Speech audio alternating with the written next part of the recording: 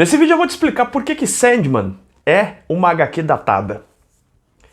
Salve galera, Shailon na área com mais um vídeo aqui do canal BB HQs. Nosso assunto é quadrinhos e hoje eu vou bater um papo com você aqui a respeito dessa história, que é uma história que me dá assim, alergias quando eu escuto alguém dizendo assim: ah, esse quadrinho é legal, mas é datado, esse quadrinho não é legal, esse quadrinho não é datado. Eu vou aprofundar esse assunto com você porque é algo bastante dito, bastante reproduzido. Galera, eu tenho formação na área de história e eu acho que vale a pena aqui aprofundar um pouquinho alguns conceitos dessa matéria, né, para que a gente possa compreender a respeito exatamente dessa história de que quadrinhos são datados, Sandman é datado, né, por como assim Sandman é datado. Funciona da seguinte forma, galera: a história não é uma ciência, e sim, a história é uma ciência, tá? Ela não estuda o passado, né, como muita gente pensa. Ah, ela estuda o passado. Não estuda o passado porque no passado a gente tem dinossauros, tem rochas, tem macacos, e não é isso que a história estuda. A história é uma ciência humana e ela se propõe a estudar as ações dos seres humanos ao longo do tempo. Isso inclui inclusive hoje. O historiador existe, né? Um ramo da história que estuda a história presente, o que está acontecendo agora, tentando entender como os fatores de ações humanas podem contribuir para que certos fenômenos e eventos aconteçam, e por que algumas coisas desaparecem ao longo do tempo. Ou seja, o historiador ele olha para o tempo através de documentos, vestígios de época, né? Pode ser uma estátua, pode ser, sei lá, uma carta, pode ser um diário, pode ser jornal de época e tal. E ao olhar para esses materiais, ele vai tentando compor uma narrativa. Essa narrativa, queira ou não queira, apesar de científica, tem um quê de ficcional, porque não é possível você recuperar cada detalhe exatamente do que aconteceu. Então você vai, por inferência e tal, num trabalho de investigação, você vai tentando compor do mais, dentro daquilo mais seja possível, dentro de uma narrativa verdadeira, vamos dizer assim, né? Se é que se pode dizer alguma coisa que é verdadeira, mas enfim, a gente vai tentando buscar de forma mais concreta possível os fatos que aconteceram, tentando compor aquilo para compreender o que aconteceu no passado. Normalmente a gente olha para o passado, embora a história não se dedique exclusivamente ao passado, mas a gente olha lá para o passado para tentar entender fenômenos que estão acontecendo hoje, por exemplo, ou em outras épocas, não necessariamente hoje. Eu posso estudar, por exemplo, dinastias egípcias para tentar entender o que aconteceu 100 anos depois em outra dinastia egípcia. Então estou olhando lá para o passado, mas eu estou tentando compreender o que aconteceu, quais fenômenos aconteceram para que mudanças naquela sociedade ocorressem. Nesse sentido, a gente pode falar, sim, por exemplo, de uma história das histórias em quadrinhos, porque os quadrinhos ninguém sabe quando foi inventado, nem quem inventou. Tem várias possibilidades aí, várias análises, tem várias escolas de pensamento que dizem que foi esse que inventou, que foi aquele, que surgiu nesse lugar ou naquele, inclusive que discute o que é uma história em quadrinho. Tem muita discussão a respeito disso. Mas o fato é o seguinte: existem sim movimentos que a gente pode analisar, movimentos históricos. Por exemplo, é inegável que o surgimento do Superman em 1938 é um marco. A partir dali, coisas começam a se alterar, o mercado muda, as vendas de quadrinhos nos Estados Unidos mudam e tudo mais. A gente não tem como negar, por exemplo, a importância histórica do Hokusai para o desenvolvimento dos mangás. E você tem vários outros personagens. O Hergé, por exemplo, com o Tintin, tem um impacto histórico que a gente precisa olhar e compreender o momento em que ele produz aquela obra, quais são as intenções dele, qual era o contexto social em que ele vivia, o que ele está querendo revelar com aquela obra. A gente pode olhar para essa obra, no caso o quadrinho, como um documento histórico, um documento de época. Ele foi produzido numa determinada época. Nesse sentido, meu amigo, minha amiga, dizer que um quadrinho é datado é uma grande picaretagem intelectual, é uma preguiça mental. Pelo seguinte: todo quadrinho é datado. Não existe nenhuma obra, nenhum filme, nenhuma escultura, nenhum quadrinho, portanto, que não tenha a sua data. Ele foi criado em um determinado período histórico, o qual, naquele período, o seu autor tinha determinadas intenções. A gente pode tentar investigar essas intenções, saber por que fez daquele jeito e por que não fez daquele outro jeito. É isso que um historiador faz, ele tenta compreender o fenômeno em todo o seu contexto, não é?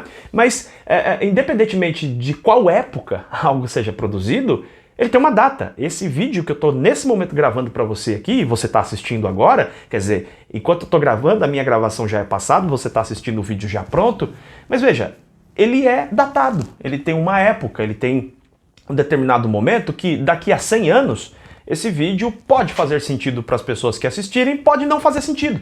E aí pode ser que daqui 100 anos, né, tô alucinando aqui, mas alguém tente entender, ué, mas por que o Shailon tava falando disso, né? Quais eram as intenções dele e tal? E ele pode investigar alguma coisa, talvez no canal, assistindo os outros vídeos, para tentar entender por que isso era uma coisa que me preocupa tanto e por que eu falo sobre isso e por que essa é uma coisa que me incomoda quando as pessoas dizem que um quadrinho é datado. Em relação àquela preguiça que eu tava falando mental, né? É uma cafajestagem no final das contas dizer que é datado, sobretudo quando a gente vê pessoas que se colocam como críticos para analisar um determinado trabalho e falar, o trabalho é datado. Dizer isso é só um eufemismo para a pessoa dizer assim, olha, eu achei chato pra cacete. É isso. O que a pessoa tá querendo dizer é o seguinte, eu li esse quadrinho, achei chato pra cacete, e ele não fala chato pra cacete. Fala, não, tem um quadrinho aqui do Jack Kirby, eu tenho um quadrinho lá do Príncipe Valente, e olha, eu achei um pouco datado. O que ele tá dizendo é o seguinte, eu não compreendi a história, não compreendi o contexto, ou eu simplesmente achei chato pra cacete. É isso que ele tá querendo dizer. Só que dizer que é chato pra cacete é muito mais honesto do que alegar que o material é datado. Por quê? Porque ao dizer que é datado, você desqualifica o passado. Uma pessoa que desqualifica o passado, ela é o quê? Preconceituosa. Ela tem um monte de preconceitos em relação ao que passou, acreditando que o passado tudo era péssimo, tudo era ruim, e que nós estamos num processo de evolução. O que isso é falso. Não existe na história humana um processo de evolução. Existem avanços, recuos, melhoras, pioras. Eu posso te dar um exemplo. Se você pesquisar um pouco sobre quadrinhos do final do século XIX e início do século XX, você vai encontrar coisas absolutamente geniais naquele período. O fato de um quadrinho ter 100 anos de idade não quer dizer que ele é menos bom ou melhor e tal. E mesmo aí você tem que analisar sobre que critérios eu estou dizendo que esse quadrinho é bom. Quadrinhos podem ter narrativas poderosas e que fazem sentido pra gente hoje quando a gente compreende o contexto da sua produção, independentemente da sua idade. Então, quando uma pessoa diz um quadrinho é datado, ela tá chovendo no molhado, mas o que ela tá querendo dizer é o seguinte, eu não compreendi a história ou eu achei muito chato, então eu digo que é datado para desqualificar uma produção simplesmente porque ela está no passado. E desqualificar uma produção simplesmente porque ela está no passado é sim uma forma de preconceito, eu reafirmo isso. Por quê? Porque foi um quadrinho, ou um filme, ou o que quer que seja, foi construído por pessoas. Né? E a gente achar que porque a gente tem computadores e celulares nós somos melhores que pessoas do passado é uma tolice enorme. Né? Também achar que as pessoas do passado, como se prega hoje em dia, né, que no meu tempo as coisas eram assim, no meu tempo, isso também é uma palhaçada. Todos os tempos da história humana tem coisas que funcionam, tem coisas que não funcionam, tem coisas que dão certo, tem coisas que não dão certo. A história humana é muito mais complexa, ela não é preto e branco, né? Ela não é bidimensional ou polarizada, ela tem várias nuances. E o exercício de estudar história, e aqui eu estou falando como alguém que estudou a matéria, mas qualquer pessoa pode e deve fazer isso porque, na verdade, é um ato de maturidade. Né? Adultos têm a capacidade de compreender que o mundo não é só ele. Deixa eu explicar isso direito. É muito natural, né? Inclusive os neurocientistas dizem isso, que o cérebro humano, né, ele só se desenvolve completamente, ele só toma sua forma completamente depois dos 25 anos mais ou menos, tá? Isso são neurocientistas que dizem, ok? E eles dizem que é nesse momento que o ser humano pode realmente desenvolver aquilo que chamamos de empatia. O que é empatia? Não é você simplesmente respeitar a dor do outro, mas você fazer um exercício imaginativo, um exercício mental de se colocar na circunstância em que o outro está e você realmente começa a perceber o drama ou a felicidade daquela circunstância. Eu vou te dar um exemplo. Eu não sei se acontece assim com você, mas eu imagino que sim. Quando eu era criança, por exemplo, eu assistia filmes como Robocop, sabe? Robocop que tem aquela cena e tal, que os caras vão matar o Murphy, né? Os bandidões lá, e eles atiram na mão do cara, bicho. Aquilo é violento pra caramba. Eu lembro de assistir aquilo com 7 anos de idade, com 8 anos de idade, e aquilo não me fazia efeito absolutamente nenhum, eu dormia à noite normalmente. Hoje eu vejo aquela cena e ela não me perturba a ponto de me tirar o sono, mas ela me perturba. Eu acho extremamente violenta a cena e aquilo tem um peso diferente para mim hoje. Né? Ver cenas de morte ou desastres ou qualquer coisa desse tipo tem um peso para mim hoje que na adolescência não tinha. Porque hoje, né, eu tenho maior capacidade de empatia, de perceber aquilo. Acontece que esta mesma capacidade de empatia é o que permite que nós estudemos história. Olha que interessante, porque o passado você recupera documentos, você entende, você junta aqueles dados todos para compor uma narrativa que seja o mais verdadeira possível, não é? Mas ao mesmo tempo você precisa fazer esse esforço imaginativo, esse trabalho de se locomover para um tempo diferente, tendo o máximo de dados possível sobre aquele tempo, exatamente para tentar entender por que aquele autor fez daquele jeito, ou por que aquele cantor cantou daquele jeito, enfim, você faz um esforço de compreensão. Muitos anos atrás eu participei de um colóquio científico na Universidade de São Paulo, na USP, e onde tinham historiadores franceses, e eu lembro muito, sim, que um historiador francês disse o seguinte, que a história é uma profilaxia mental. Eu não entendi aquilo na época, né? Profilaxia seria uma limpeza mental. Como assim? Como estudar a história é uma profilaxia mental? Muito bem, depois de muito tempo eu fui entendendo o que ele queria dizer. Ele estava querendo dizer o seguinte, o exercício de você se locomover para o passado, você fazer esse esforço imaginativo, um esforço real, um esforço dedicado, um esforço de você realmente, intelectualmente, imaginativamente se colocar numa condição diferente, num outro tempo, num outro lugar, aquilo realmente provoca, é um trabalho quase que meditativo para você, é um trabalho que humaniza a pessoa. Humaniza de fato, porque você começa a não julgar as pessoas por mera aparência ou por palavras e conceitos rápidos, mas você tenta realmente compreender. E compreensão é algo fundamental em qualquer tipo de relação humana. Então o exercício de compreender ou de buscar compreender o passado, né, o passado histórico ou outros povos, acaba redundando numa possibilidade de maior compreensão dos seres humanos. Nesse sentido, os quadrinhos são exatamente isso. Quer dizer, eu não posso pegar um quadrinho do Jack Kirby, dos anos 60, e ler esse quadrinho com a mentalidade que eu tenho hoje e achar que vai ser bom. É claro que eu vou ler um quadrinho do Jack Kirby com a mentalidade que eu tenho hoje, eu vou estranhar sobre vários aspectos. Eu pego as primeiras histórias dos X-Men, por exemplo, que eu até comentei aqui ontem em vídeo, e você lê aquilo, e é estranho, claro que é estranho, é evidente que é estranho, porque nós estamos falando de uma coisa que foi escrita nos anos 60. É um contexto, um mundo completamente diferente. Eu não sei de onde as pessoas tiraram a ideia que nós, seres humanos, somos todos iguais, e é tudo... Não é!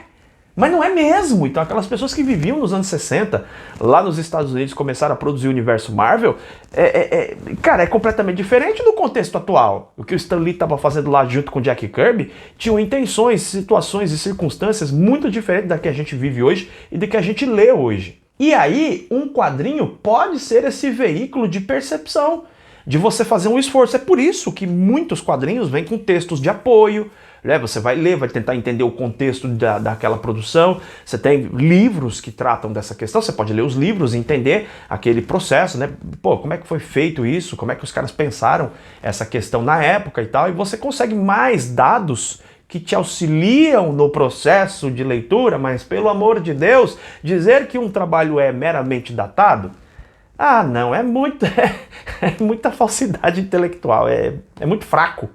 Então o exercício que eu recomendo, tá, é assim, vai ler um trabalho, vai ler um quadrinho, sobretudo se é um quadrinho que tem mais de 20 anos, né, onde o contexto fica um pouco diferente. Se a gente vai ler um quadrinho dos anos 90, por exemplo, é um quadrinho já num outro contexto, numa outra pegada e tal.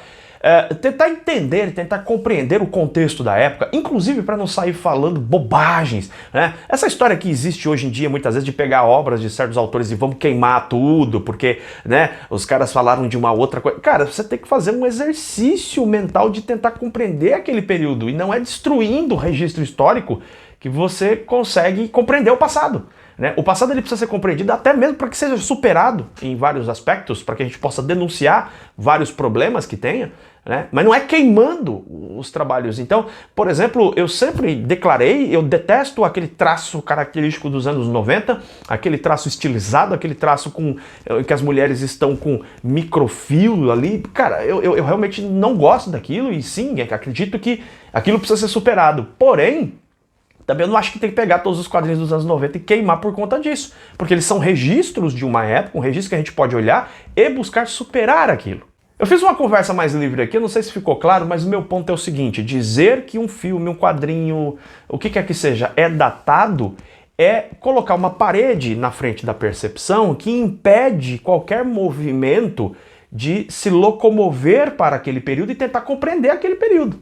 Ou seja, se você não se locomove para além da sua própria fronteira, se você não estica a sua mente, a sua imaginação, a sua empatia para compreender outros processos, outros momentos, outros contextos, você fica uma pessoa absolutamente egoísta e com aquela busca constante do prazerzinho mais rápido. Quer dizer, eu só assisto um filme se tiver luzes piscantes e se ele for lançado há menos de 3 anos. Porque se o filme tiver 10 anos, eu já não assisto porque é datado. Uma obra ter sido escrita nos anos 70, 50, século XIX, o que quer que seja, não categoriza ela como boa ou como má. Também não é. Ninguém é obrigado a curtir um quadrinho chato dos anos 60 simplesmente porque ele é dos anos 60.